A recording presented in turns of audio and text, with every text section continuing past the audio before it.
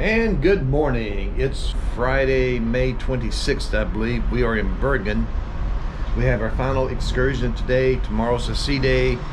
And then we head home to biscuits and cornbread. The food is good here, but I'm itching for a little southern comfort food now. And they said that we would be docked in the commercial part of the port because we're so big. I think that looks kind of like a ferry over there, but anyway, this is a little commercial here, but Bergen downtown is right over there. And it's interesting, the houses up on the hills. There's one guy, wow, he's got a spot way up there. Looks like there's an old church, some other big red building over there. And our excursion today is Something Fjord in Highlands of Scenic Norway. It's a 7.5 hour long excursion, but we're ready. Should be a good day. Walking along the ship here in Bergen. Selfie video. There's our ship in the background. We got one more full day after today. Then it's biscuits and cornbread again. We have another electric bus, and we're going to be on this thing all day long. I'd like to see the batteries. We're going to drive the bus onto a ferry and go across the fjord, I guess to the other side of the fjord. And our tour guide said, I think 240 days a year it rains here. And so far the weather's holding out. Today had a little bit of drizzle coming over here, but it's a beautiful day.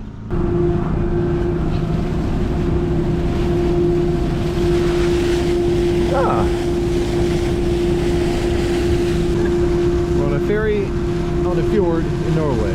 Actually, it's on a ferry in a fjord. On a ferry in a fjord in Norway. Yes. This church originates from 1306. I don't know how much of it is original, but that's when it started. Oh, the slate. There's a lot of slate roofs in this country.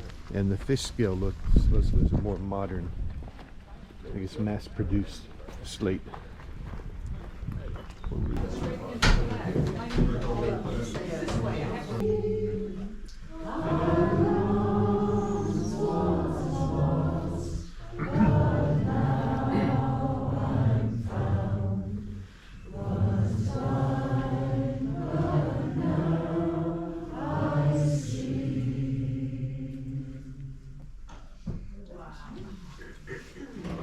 This is the way music has been made in this church through the centuries. There was never a permanent instrument inside, because you see she has got an arch special made for her.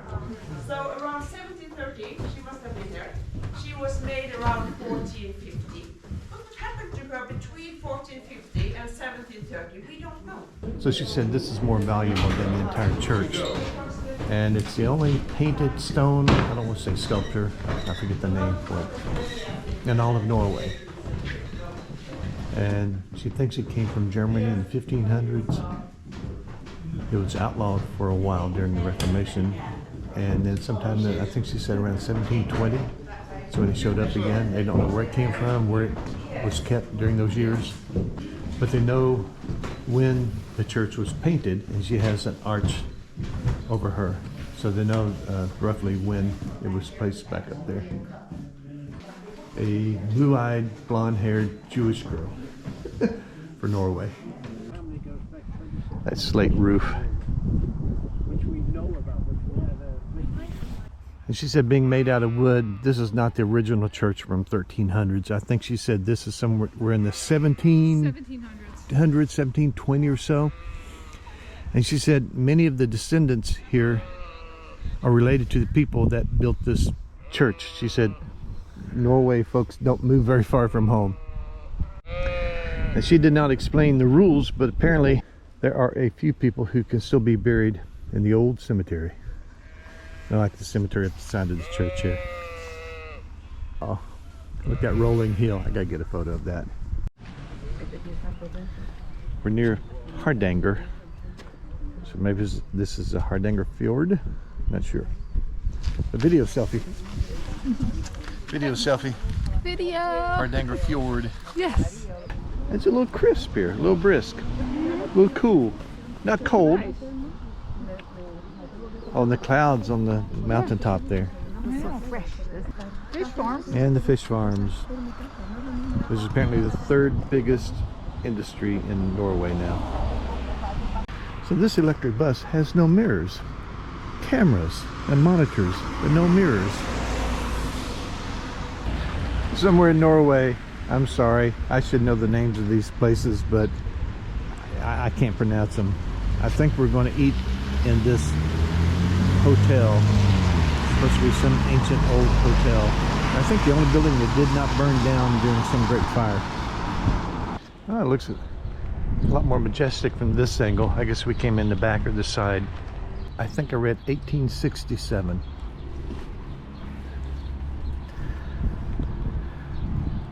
Hardanger. I think this is the Hardangerfjord.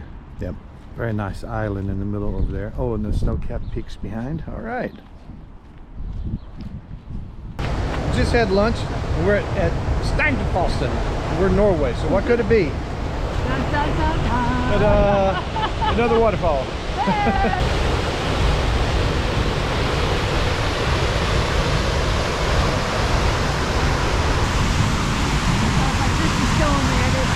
What?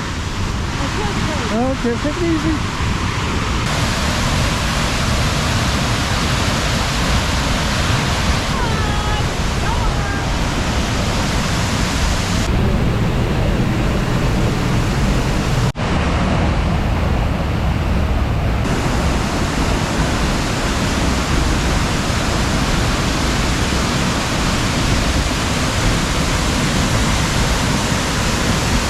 Traveling through the North Sea where the oil fields are.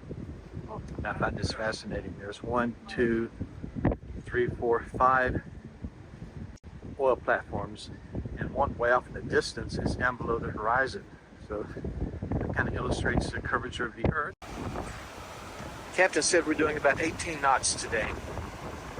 We're going to be in Amsterdam at 1 a.m. in the morning to go through the locks, because you can't just arrive at the locks and go through whenever you want to. It's got to be scheduled, and our slot is at 1 o'clock in the morning.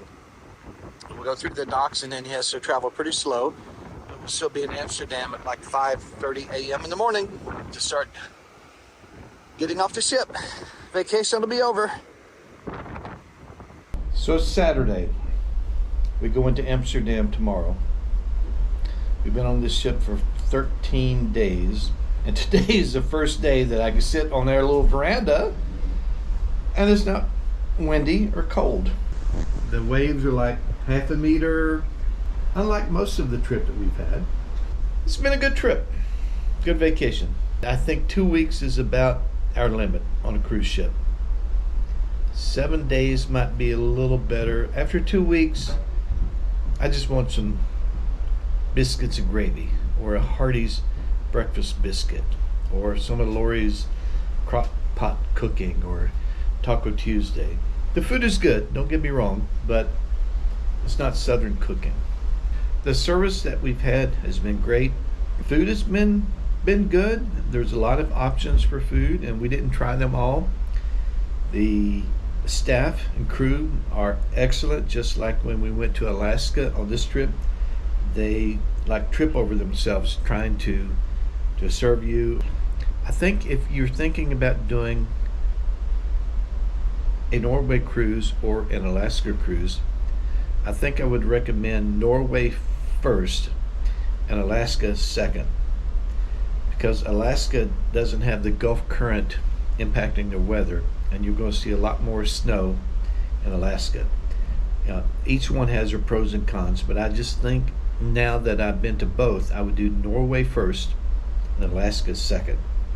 Just like I think if you're doing an Alaska cruise, you should start in Seattle and go north, because every day the scenery gets better and better and better. Where if you start in the north and come south, you get the good stuff at the very beginning, and every day is a little less and a little less and a little less as far as the scenery and the snow. That's just my opinion. The thing about a cruise is the scenery comes to you. You don't have to pack up every morning from a hotel room, take your stuff out, put it in your car, your motorcycle or whatever, and travel to the next location. You have your room, and now if you do a transatlantic cruise, you just kind of have ocean for 10 days or whatever. But doing something along the coast, you have a different view every day, and the ship travels through the night, and you're at the port the next morning. You can do excursion or just walk the town or whatever. But there's something pretty neat about the scenery coming to you. That's pretty nice. And we've been on 2 ships now with Holland America, Nieuw Amsterdam, Nieuw Statendam, and they both have felt very clean. I'm a little bit of a germaphobe, but both ships have felt very clean. Our room is clean. They clean it every day. They make up your bed every day, fresh towels every single day. So the ship has felt very clean, and I like that. One last view.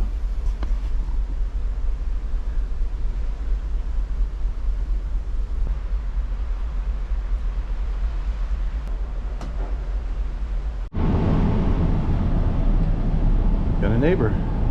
Wow. I guess you know what they're doing. This is pretty close.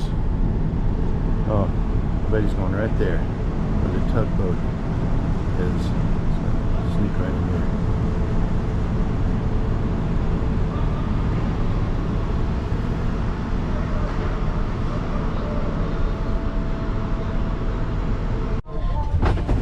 Business class again. This might be a little nicer than the other one. Hey, neighbor. Hey, I'm trying to figure out this again. Look at my feet again. This one's got a shelf above the feet to put my bag on. Oh, well, I think that's where your feet are supposed to go. Yeah, once we lay down. This feels bigger than what we came on. Bigger than what we had on Delta coming over. Yeah. Got my knees up.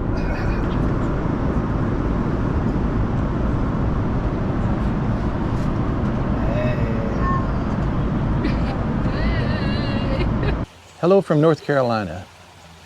The flights back were uneventful, and I'll say it again, if you can ever afford business class for a long international flight, it's well worth it.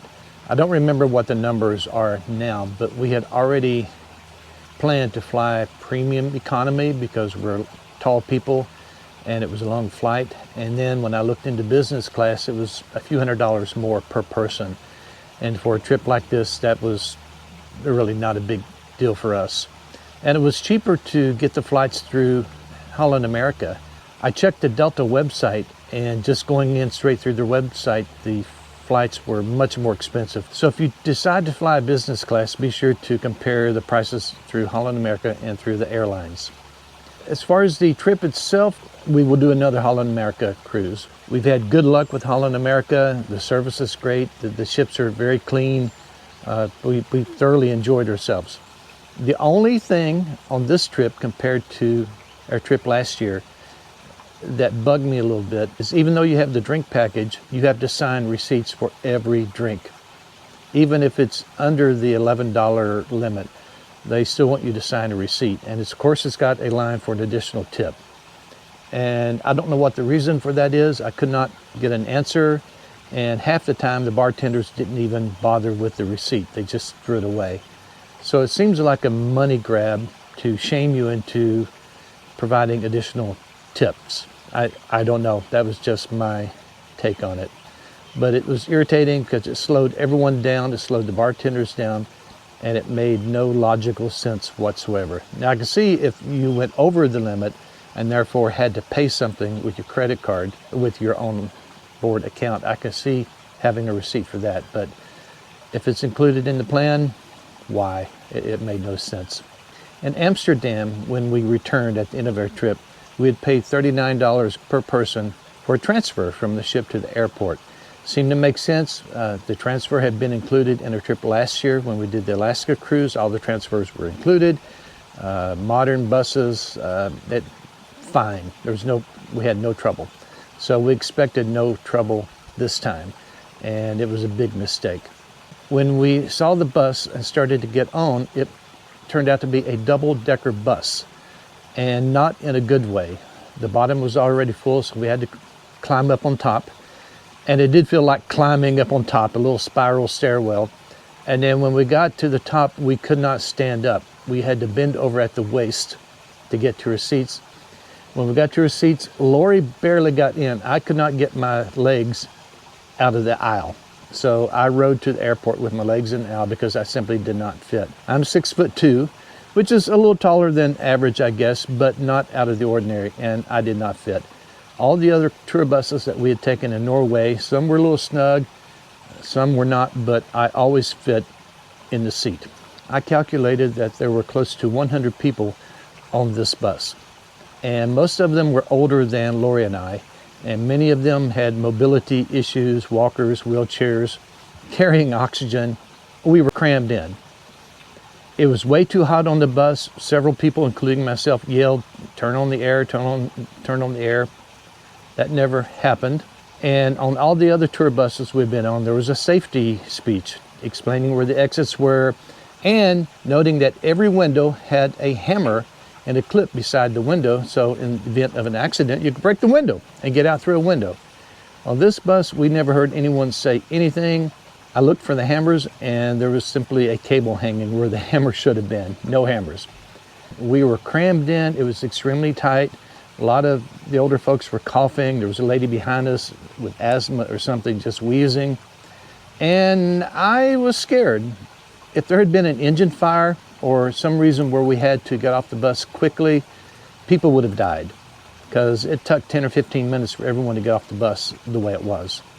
And I did not feel safe. I've let Holland America know in my survey. You'll get a survey at the end of the trip via email. And I let them know that that was not a good thing. Anyway, I guess I'll leave it at that. It was a very bad experience. And for 39 bucks a piece, that would have paid for a taxi. A taxi, I don't think, would have been that much from the terminal back to the airport. And so I'm just saying, if you're in Amsterdam, at least our experience, I would highly recommend just get a taxi. At the terminal, there were lines and lines of cabs just waiting because they knew the ship had come in and a lot of people would want to ride cabs back to the airport, and there were plenty of them. So don't do the transfer from the ship to the airport. Just do the taxi. We did the taxi from the airport to our hotel when we arrived in Amsterdam, and it worked fine. We took a taxi from the hotel to the ship the morning we departed. That worked fine, and tipping is not a big deal. I think each time we just kind of rounded up. It was 48 bucks once, and I gave the guy 50, and he was fine with it. Even a lot of the restaurants, as far as tipping, there won't even be a tip line on your receipt. It's not a thing in the Netherlands. But we will cruise again. We want to go see the Northern Lights in the next year or two, and that will involve a trip to like Greenland, Iceland, or even Alaska. Our cruise consultant with Holland America mentioned that we could go back to Alaska in the autumn or winter and see the Northern Lights, so we may do that. Still thinking about going to Antarctica. Lori wants to go to Australia. And one other thing that we want to try is a river cruise in Europe somewhere. We think that that would be worth trying one time to see if we like it. But thanks for watching our cruise videos, and look for other videos in the future, either as I'm riding our motorcycle, or I may do some videos as we're camping, or just stupid stuff that we do around the house here. But again, thank you. Until next time.